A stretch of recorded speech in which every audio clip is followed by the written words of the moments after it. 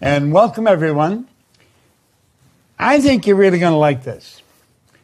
And it's something that you've really got to pay a lot of attention to.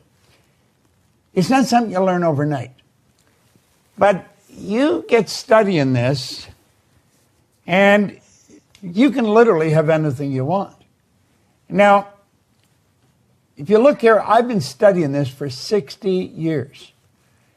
I started my 60th year last October. And I think, this is something you should study all the time. It's not just something you study once in a while. If you look at this for a moment, I think that Neville put it very well. He said, you're only limited by weakness of attention and poverty of imagination. I want you to think about that for a moment. Really give that some thought. You're only limited by weakness of attention. Do you know, I have quoted Dr. Wernher von Braun on numerous occasions. When John Kennedy, when he was the president of the United States, asked the good doctor, the father of the space program, greatest scientist, what it would take to build a rocket that'll carry a person to the moon and bring him back safely to Earth. He answered him in 5 words. He said, the will to do it. Now, will is a mental faculty. You have perception, the will, reason, imagination, memory, and intuition. These are all our higher faculties. This is what makes us who we actually are. This is what separates us from all the rest of the animal kingdom. And Neville's saying, you're only limited by weakness of attention. Wernher von Braun was telling President Kennedy, all you need is to give it your full attention, the will to do it. See, the will gives us the ability to concentrate. I don't know what you want, but I do know this. If you can think it, and you can let yourself get emotionally involved with it, and you stay focused on it, you can have it. Now that's a very basic concept, but it's not the easiest thing for most people to do. But the more you study it, the better you're going to get at it. But I love this. You're only limited by weakness of attention and poverty of imagination. You've got to activate your imagination. A lot of people just use their imagination for, gosh, I hope this doesn't happen, or I hope that doesn't happen. They're letting it go in the wrong direction. Our imagination is the most marvelous. In Think and Grow Rich, Hill said the imagination is the most marvelous, miraculous, inconceivably powerful force that the world's ever known. It'll create anything for you. It'll take you anywhere. Your imagination will take you anywhere, and it'll give you anything you want. That's a beautiful thing to know. Now, everyone has a story, and I'm not an exception. I'd like to share my story with you, some of my story, not all of it, but some of it. And it has a lot to do with when I started to understand this law, the law of vibration. Do you know The Secret talked about the law of attraction? The Secret was a runaway, it went viral, a very bestseller. It's reported 500 million people have been impacted by the movie or the book, The Secret. Now, I was very fortunate to have a key slot in that movie. It's been often said that I'm better known in Iraq than I am in Indiana. And I think that's true. This is the primary law right here. The law of attraction starts with the law of vibration. And let's take a look at where the law of vibration starts. It starts right in your own mind, right in your own head. Your mind activates brain cells. And when those brain cells are activated, you're impacted. You impact the whole universe. Do you know that thought waves are cosmic waves that penetrate all time and space? Do You see, as you get studying this and as you start to get into it in some depth, the ideas are so vast, they're so huge, and you think, this is about me? See, I don't think the vast majority of us have ever been introduced to who we really are. I think that if a person started to show some promise in developing a healthy self-image, they were told that they were being conceited. Don't be like that. That's not the way you should be. And of course, we get a lot of other bad information in there. But this law of vibration starts in our own marvelous mind. And I'd recommend that you start really studying this. If you just stick with us, what I've done, I've taken some of the most complicated material and I've reduced it to the most simplistic form. Because that was the only way I was going to understand it, and I had marvelous teachers that helped me get that. Now, Lincoln said something absolutely incredible. Lincoln said many things that are incredible. But he said, to believe in the things you can see and touch is no belief at all. But to believe in the unseen is a triumph and a blessing. Think of that. To believe in the things you can see and touch. We've got things we can see and touch. That's no belief at all. To believe in the unseen is a triumph and a blessing. Do you know the biggest part of you you'll never see? The real you you'll never see. Now we've got to start to understand this. We've got to start to get it in the right slot in our mind. We've got to realize that there's so much to us that we don't really get. We don't understand. Our educational system is so lacking in teaching us who we are. You can study psychology, but most people that study psychology have never really got to know themselves. I'm talking about in depth, who you really are, your relationship to the whole scheme of things, or your relationship to God. You're talking about an infinite power, and you're created in that image. We have infinite potential locked up within us.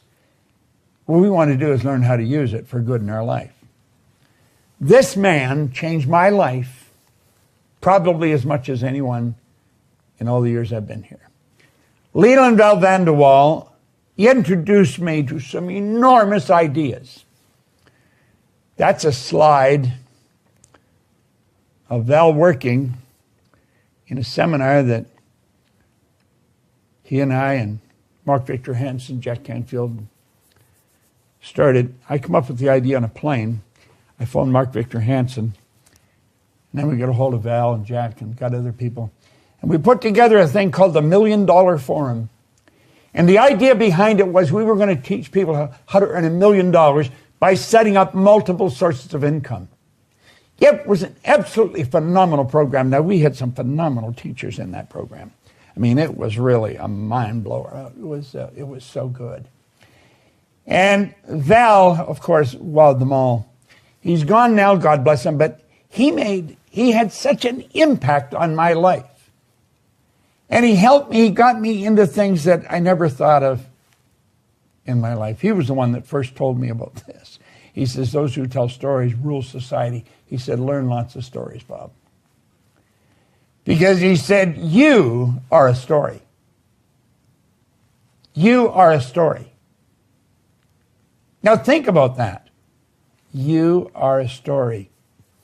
You're a mass of energy and you function on frequencies. You are.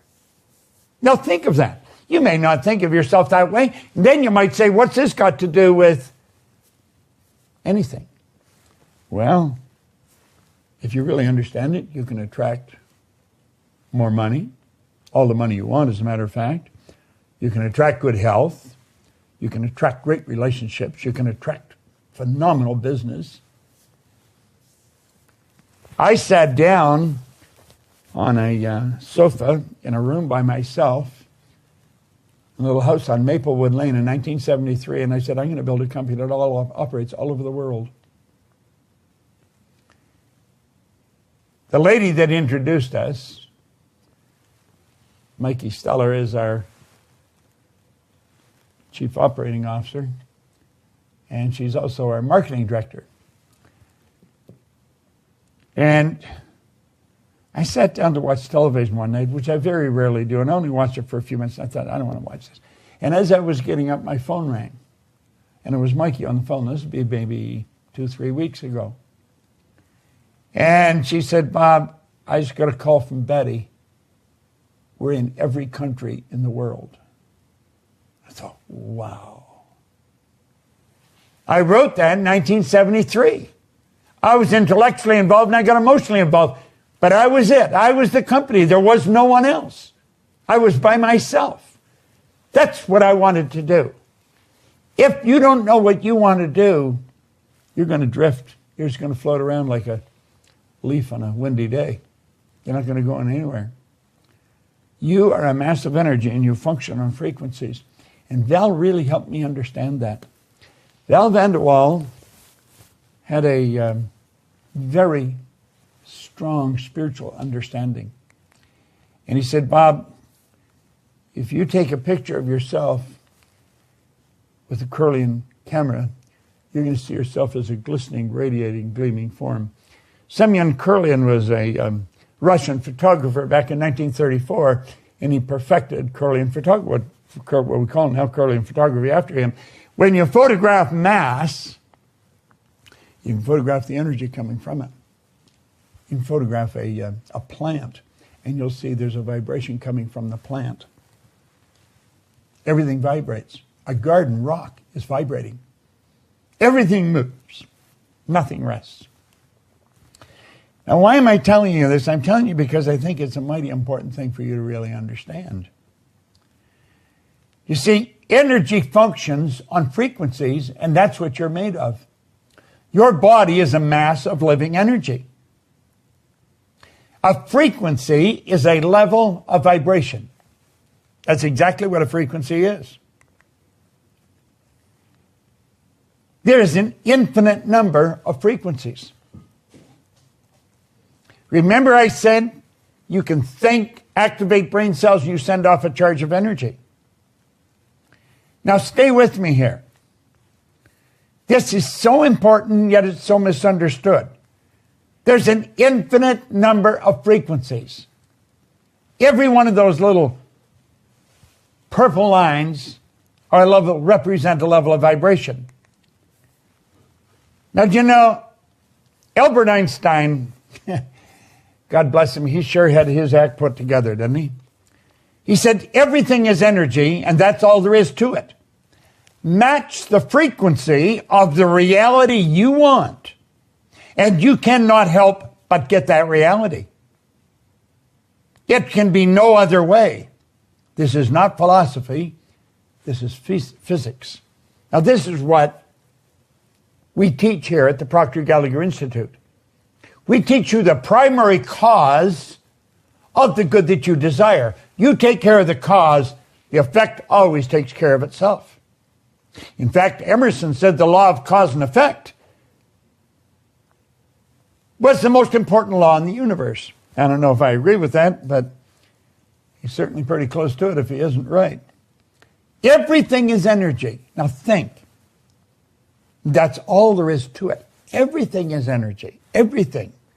Match the frequency of the reality you want. And you cannot help but get that reality. It can be no other way. This is not philosophy. This is physics.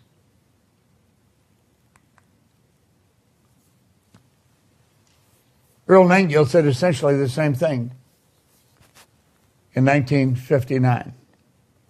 He brought out the strangest secret record.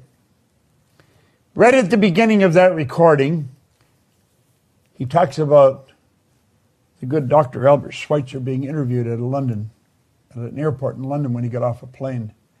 And they asked the good doctor, what was wrong with man today? He said he thought about it for a while. Then he said, man simply doesn't think. We do not think. You say, well, everybody thinks. No. Understand, mental activity does not constitute thinking. You have 5 senses. You can see, hear, smell, taste, touch. When any of those 5 senses are affected, it causes mental activity. That is not thinking. It causes pictures to fly in your mind. That is not thinking. If you heard a siren in the background right now, you might see a fire truck or an ambulance on the screen of your mind. That's not thinking. You have higher faculties. These higher faculties, most people know little about. Oh, they hear the word every now and then. You have perception, the will, reason, imagination, memory, intuition. These higher faculties are what literally separate us from all the rest of the animal kingdom. All the rest of the little animal kingdom, they're completely at home in their environment. They blend in. You and I are totally disoriented in our environment. We're totally disoriented. That is because we have been given the godlike ability to create our own environment. Charlie Tremendous Jones was a great man, just a phenomenal public speaker, great teacher, and always promoting books. He said that he believes that we're the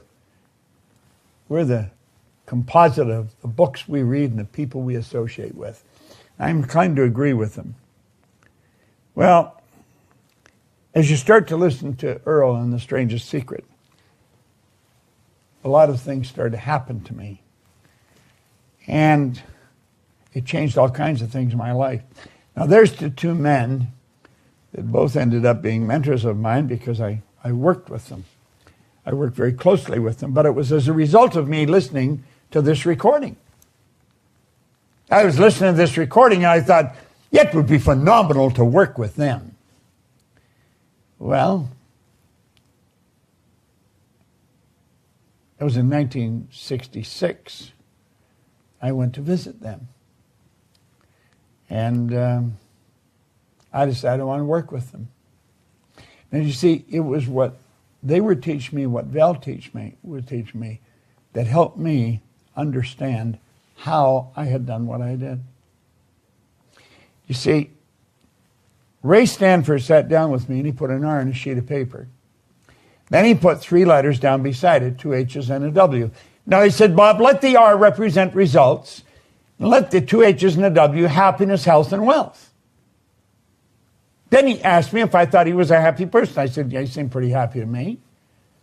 He said, did you ever see me sick? I had to admit I hadn't. He said, did you ever see me when I was broke? I had to admit I hadn't. This guy always had money on him, quite a bit of it. He said, Bob, you're one of the most miserable people I've ever met. Now, this is in 1961. He said, you're always sick. He said, you don't have a terminal illness, but you've always got a cold or a headache or something. And he said, you're always broke. Now, he was so right. I was earning $4,000 a year. I owed $6,000. Now, I want you to think of this. At the time, I had 2 months high school. I had no business experience at all. I was 26.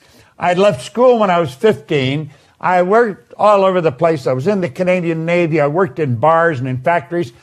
Always dumb jobs.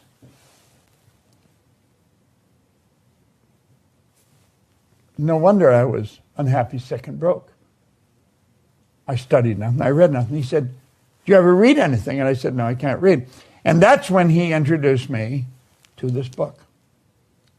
And he said, Bob, Napoleon Hill studied 500 of the world's most successful people over many, many years. And it was at the counseling of the richest man in the world that he did that, Andrew Carnegie. And he found there was a golden thread running through their life. And he wrote the Laws of Achievement. I have the Laws of Achievement right here. Pull those 4 over a bit. And they are right there. There's 8 little books. And that was the Laws of Achievement. Now, he wrote those at the request of Andrew Carnegie. Carnegie said it was a shame, like people like himself, who was the wealthiest man in the world, is going to their grave with all his knowledge locked up in their bones. He said nobody's ever organized the Laws of Achievement. And as a result, most people never achieve very much. And he got Hill to do it. Well, after he did it, then this book, The Laws, or Think and Grow Rich, came out of that. And this is what I was really into studying. Okay? You know that within a year, my income was at $175,000. Now, at the end of this meeting, Arash is going to be giving you a directive. And what I would suggest you do is listen very carefully to him. This is a goal card that I have my goal written on. I carry this in my pocket. Every time I put my hand in my pocket and touch that card, the picture that's in my mind flashes on the screen in my mind. I painted the picture in words on the card, and it's tucked into cells in my brain. Well, that's how I went from earning $4,000 to $175,000, and I did it in less than a year. This is no formal education, no business experience. I had no idea what I was doing. In less than 5 years, I was over $1 million a year. I had business operating in Toronto, Montreal, Boston, Cleveland, Atlanta, in London, England. If you ask me how I did, I had no idea. I had no idea. I have found out since it was through the repetition of what I'm talking to you about right now. The action of repeating something that has already been said or written. Look at. Ray said to me, if you read this every day, your life will change. He got me to commit to doing that. I committed I would do it. And God only knows why I've kept that commitment.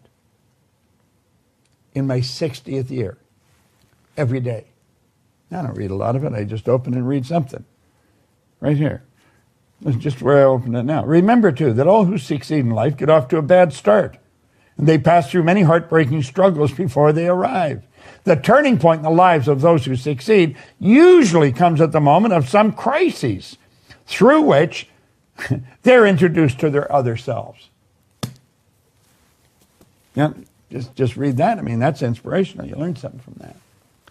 Well, 1968, I was their vice president of sales because that is something I wrote on the card. I decided I wanted to work with them. I wanted to work right beside them. And I had an office right beside the two of them. This is vice president of sales. And you know, Earl taught me something that is so valuable. And I want to share it with you. He said, you know, Bob, there's an enormous difference between knowledge and experience. Now, I want you to think about that. Because when he sat down and explained this to me, and he said, before we agreed that you were going to come here, Bob, to work, we checked you out. And that's when he told me, he said, you've got something very strong going for you that we need in our company. And that's when he told me, he said, there's an enormous difference between knowledge and experience. He said, you see, Bob, if we read the book, if we understand it, we can talk about what's in it. We have some knowledge. But he said experience is totally different. Experience is when you've done it. So you just don't think this is right information. You know it's the right information. What I teach here in our programs, I don't wonder if it works. I know it works. I'm going to be 87 in July, and I feel like I'm just getting warmed up. I have no intentions of slowing down.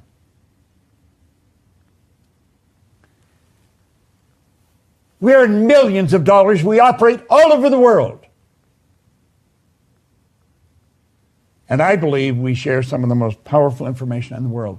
It's not just something I've studied. It's something I did. And it was only after I did a lot of this that I got help. Because one day in London, I was thinking, how in the heck did I do this? I was actually being irresponsible. I was earning over $1 million. I would go into the Playboy Club and play roulette on Hyde Park, right next to the London Hilton. And I didn't care if I lost the money because I knew where the money was. And one day I thought, this is being very irresponsible. And I think, how the heck did this happen to me? Because you see, I had been struggling all my life up until I met Ray, and he gave me the book to study. I had really been struggling my whole life. Never had a half-decent job, had nothing really going for me. And here I am, owning a company that operates in 7 cities, 3 countries. And I thought, how did it happen? And I couldn't figure it out. You see, I knew I wasn't lucky. I just inherently, I just had an innate awareness that I was not lucky. I had been raised to believe if you're going to earn a lot of money, you've got to be really smart. I knew I wasn't really smart. I knew that. I knew a lot of people thought I was, but I knew I wasn't really smart. And I'd been raised to believe if you don't go to school, you can't get a good job. I hadn't gone to school, and I didn't have a good job. I owned the whole company. And so I made up my mind that I was going to find out how my life changed. I wanted to know how it changed. And since that's what I wanted to know, that's what I started to find out. And that's where I learned the power of repetition. I was sitting with a lady, Catherine Weishaupt. She's from Germany. She is in Germany. And I was sort of like a review meeting with her. She was a consultant of her company. And I was sitting with Gina, my assistant, and Catherine said, I believe success is 5% strategy and is 95% mindset. I had never heard that before. And I looked at her. I just intuitively knew she was right. I knew she was right.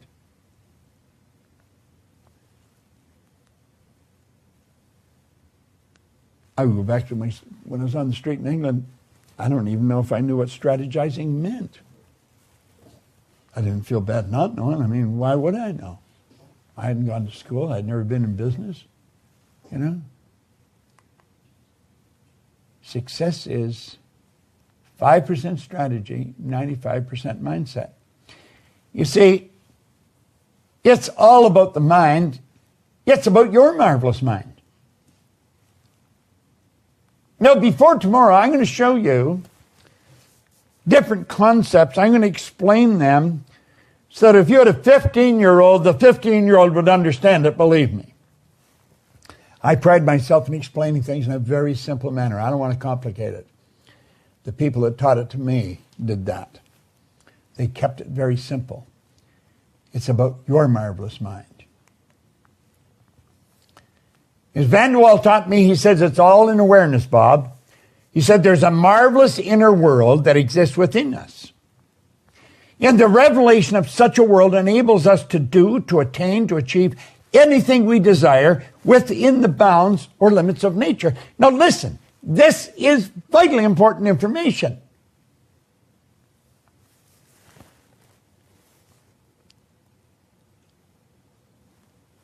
I have never really studied finance. I'm not a financial guy. I've earned millions, literally millions of dollars. I think it's the easiest thing in the world to do. But I don't know how to manage money. I really don't. And I had my own company. But if we go back to what Einstein said, if we get the picture and we get into the energy of the good we desire, you can't help it. Have it manifest.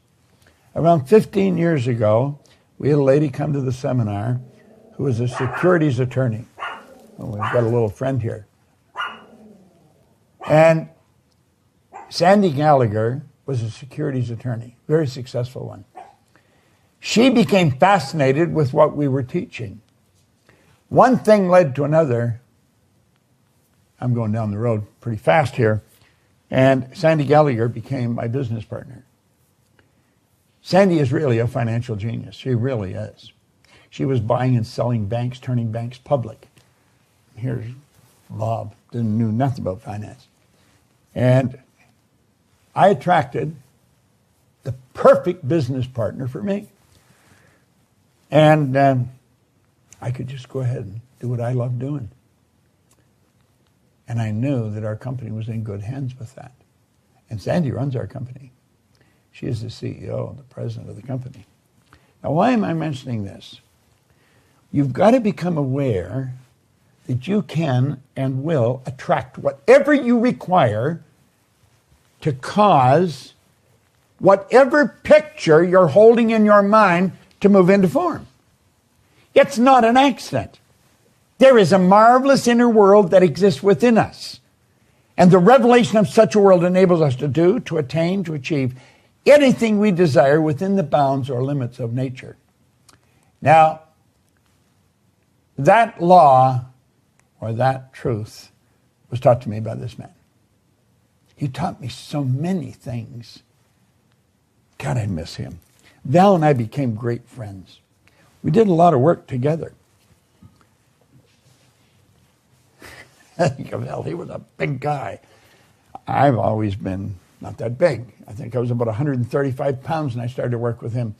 We'd be out on the road, and we both liked buying clothes. We'd go into a clothes store. He said, "Getting men's clothes in here?" He was always ribbing me.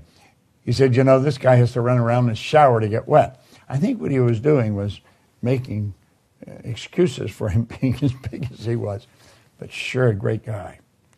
Now, he's the one that woke me up, and he introduced me to this drawing. And he said, "Bob, I want you to let that represent you."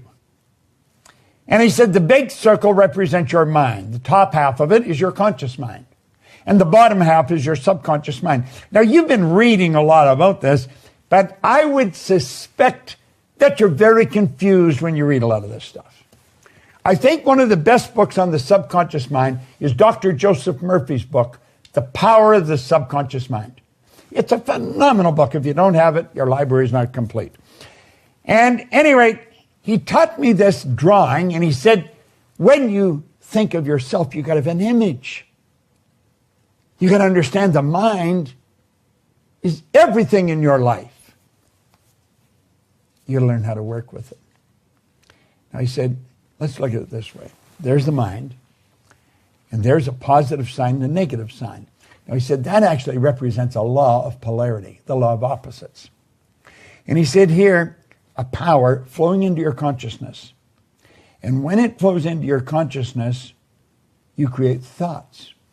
You literally create thoughts from a power that flows into your conscious mind. You can originate thoughts. You can think something that no one has ever thought before. You have a unique ability to do this. It's the thoughts that you think in your conscious mind that you impress upon your subconscious mind that causes you to feel the way you feel. Feeling is conscious awareness of vibration. Those feelings are expressed with and through your physical body. That causes the action which produces the result. Now, getting them all lined up is called attitude. Now, some people line up on the negative side. They're going to see what's wrong. And you know something? They're right. There's something wrong. Other people go on the positive side. They see what's good. And they're right. There's something good. You can find what's right or wrong in anything. Doesn't matter what you're looking at. If you want to find what's wrong with my presentation, just keep looking. Take a pen and pencil because you're going to get busy.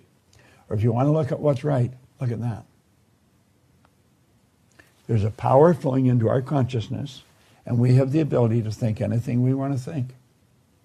And it's the thoughts we think that causes the feelings because we get emotionally involved with them. That causes the body to move into action and produce results. Now, this drawing is without question so valuable. and so misunderstood. And he went on to explain more about the conscious mind. He says, that's your thinking mind, Bob. Problem with most people is they don't think. They really don't think. Mental activity never constitutes thinking. I remember when he said that, and I never forgot it. He said, that is your thinking mind. It's also referred to as the educational mind. This is you I'm talking about. Now, as I keep building this idea, you're really going to get to know yourself, the world you live in, and the laws that govern your being a lot better. Yet, as you understand yourself a lot better, you're going to find your finances are going to improve, your health is going to improve, your relationships are going to improve, your whole world starts to get better. The educated mind is also referred to sometimes as the intellectual mind. That's where all the intellectual factors are. Remember I told you what they were? You had perception, the will, reason, imagination, memory, and intuition. There's 6 of them. They are our mental muscles. And as you start to understand how to develop them, you can become a very powerful person. If you've ever been in a seminar that I've been in, you know that I can walk up to a person, I can tell them all about themselves. Everything that goes on the inside shows on the outside. It's your intuitive factor that enables you to read that. We hide nothing. And I always do this in a seminar to show off a little bit. I want really get your attention, see what I can do. But then what I really want to do is say, if I can do it, you can do it. See, we watch other people do things and we become fascinated if they're doing it really well. What we want to understand, if we want to do it, we can do what they're doing. The subconscious mind is your emotional mind. When you're emotionally upset, you've got the wrong ideas being fed into that part of your mind.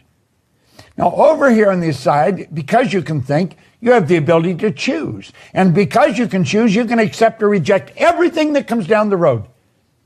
Everything. Because there's a lot of crazy information coming at us through TV, newspapers, radio, television. Just overhearing restaurants, conversations, if you can get into a restaurant. You can accept or reject everything, and then you have the ability you can originate. Now, the subconscious mind doesn't have the ability to do all those things. All those magnificent abilities are in the conscious mind. The subconscious, it must accept whatever you give to it.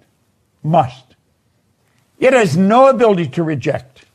And get this, it's what you impress upon your subconscious mind that ultimately turns into results in our life. This is where we want to get our imagination going in high gear. Your subconscious mind cannot differentiate between what you've imagined and what's real. It has no ability to differentiate between the two. Unfortunately, most people imagine what's wrong. They think of what they don't want rather than what they do want. Now look here for a moment. Let's take that knowledge and we'll say, this is you, today. There's information coming at you today, and it is terrible information. And it's flowing into your conscious mind. Now, you have the ability to think. You have the ability to reject that. You can say, get out of here. And they all go away. But you know something? Most people don't do that. You want to know what they do? This is what they do. They're not thinking at all. Their subconscious mind is wide open. And that information goes right into the subconscious mind. Remember what we said about the subconscious? It has no ability to reject all that negative information. Why do we leave the mind open like that? It's our paradigm. It's how we're programmed. We're literally programmed to live that way. Who did this? Why did they do this? Well, let's take a look. Just close the window on that for a minute. Let's go over here. This is you as an infant. Now, the more you understand this, the more you're going to be able to put tomorrow's lesson to work. Because I'm going to get in and I'm going to show you how you attract whatever you're in harmonious vibration with. This is you as an infant. Your subconscious mind was wide open when you arrived on the scene. I don't care what language was spoken around you, that's the language you learned. If there was more than one language spoken around you, you would learn more than one language. You see everything that was going on around you. All the love, the hate, the prejudice, it was all programmed right into your subconscious mind. Just like in the song, a person has to be taught to love and hate. They must be taught before they're 6 or 8, before it's too late. You see, a child's mind is wide open. The child is being programmed. First of all, they were programmed genetically. That's why the child looks like they look. That's genetic conditioning. You see, it's a little bit of energy from mom and a little bit of energy from dad that formed the nucleus of you. And when those energies came together, that was the start of you. And then 280 days later, you made your debut on the planet. But over that 280 days, there was a lot of programming going on. There's genetic program, and now there's an environmental program. And the paradigm, here we are, years later. People, they've learned all kinds of information, but they're not doing it. The paradigm is in control. You see, the paradigm is it's something most people don't understand. It's something everyone should understand. Every one of us has gathered an abundance of knowledge covering numerous subjects. However, most of what we've learned has very little, if anything, to do with our paradigm. Therefore, we frequently don't do what we already know how to do. I maintain that everyone that can hear my voice already knows how to at least double your income. You may be thinking, oh, that's not true. Oh, yeah. Listen, trust me. I've been there. I've done that. I've worked with thousands of people. I know how it works. We have superior knowledge, inferior results. That causes confusion and frustration. Now let's put our model up here and take a look. Here's a person here. They've got all this knowledge in their mind. They go to school. They get a ton of knowledge. But you know something? The knowledge doesn't match the results. Why is it that a person with a great formal education, worked in a good company for maybe 30 years, is struggling to meet a mortgage payment? Explain that to me. How does that work? They've gone right through our educational system. We're very dedicated to employees for maybe 30 or 40 years, and they're having difficulty making a mortgage payment. Doesn't make sense, does it? Well, all they know isn't working for them because the paradigm is in control of them. Their results are nothing but an expression of the paradigm. That's all that conditioning that took place before they could even think. If you want to change your results, it's essential that you change the paradigm. That's absolutely essential. So, as we get into the law of attraction tomorrow and show you how it's just an extension of the law of vibration, I would recommend you study it pretty closely. Because you see, you do have a paradigm. Oh, I do. Everyone has. A paradigm is a mental program that has almost exclusive control over our habitual behavior. And think of this. Almost all of our behavior is habitual. Something to really understand. Now let's take a look at this. You can create your own economy. You can create the life you really want. Nothing tricky about it. Energy functions on frequencies. Remember we said that? A frequency is a level of vibration. There's an infinite number of vibrations, of levels of vibrations, of frequencies. An infinite number. Let's take a look again at what Albert Einstein said. So beautiful. Study this very carefully. Everything is energy, and that's all there is to it.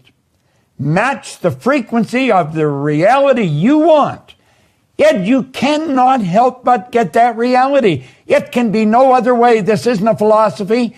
It's physics. Look at, when I sat down and wrote out that we would have, our company would operate all over the world, Then I went to work. I had the idea. Mikey phones me. Now, that was in 1973. It was just a couple of weeks ago she phoned. She's in every country in the world.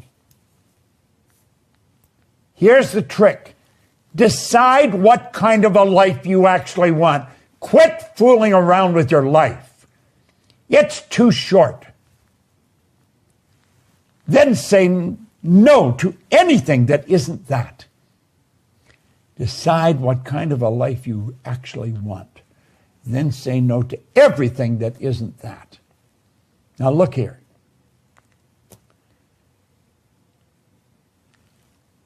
Wants are where it starts. You know where wants come from? I'm going to tell you. Look at me. You have, at the center of your being, your spiritual DNA is perfect. There's perfection within us. Now that perfection has so much junk on top of it that we call a paradigm, that it has difficulty expressing itself. That spiritual perfection within us is always seeking expression with and through us. That's why we always want more. Now, when I was a little kid, my grandmother said, you always want more. You should be satisfied with what you've got. Grandma was an angel of God, but she was wrong. You should never be satisfied. Dissatisfaction is a creative state.